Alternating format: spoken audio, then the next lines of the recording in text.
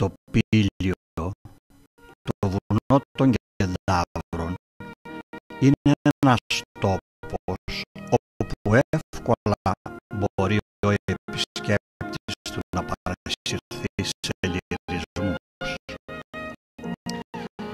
Εδώ όλα έσμιξαν, το βουνό, η θάλασσα, το φως του ήλιου και μαζί οι σκιές που δημιουργούνται φέρνοντας ένα αίσθημα αρμονίας.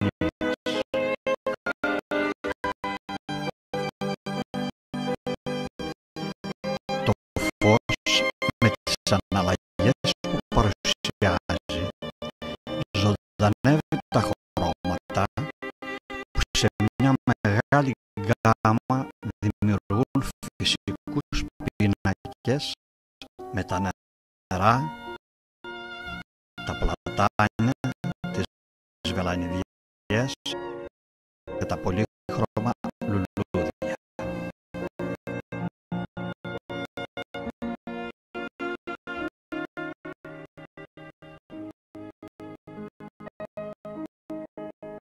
Τα χρώματα αυτά ανακατεύονται με το γαλάζιο της θάλασσας, το άσπρο των σπιτιών και το γκρίζο της πέτρας, δημιουργώντας μια αρμονία που μαγεύει.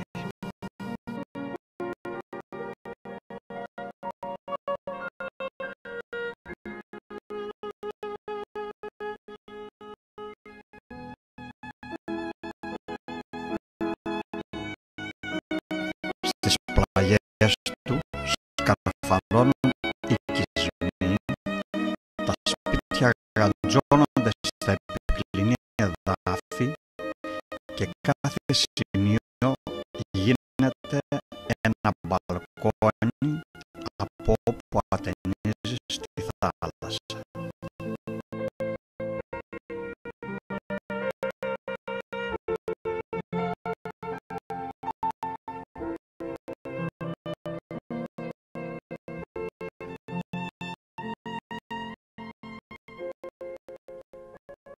Η Μακρινίτσα είναι ένα από τα ωραιότερα χωριά του Πηλίου.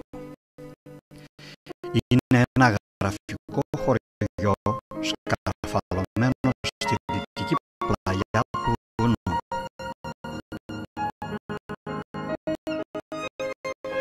Είναι αναπτυγμένη ανάμεσα στον άδεντρο βράχο του Σαρακινού στα δυτικά και τη βαθιά χαράδρα του Μεγάλου Ρέματος στα ανατολικά.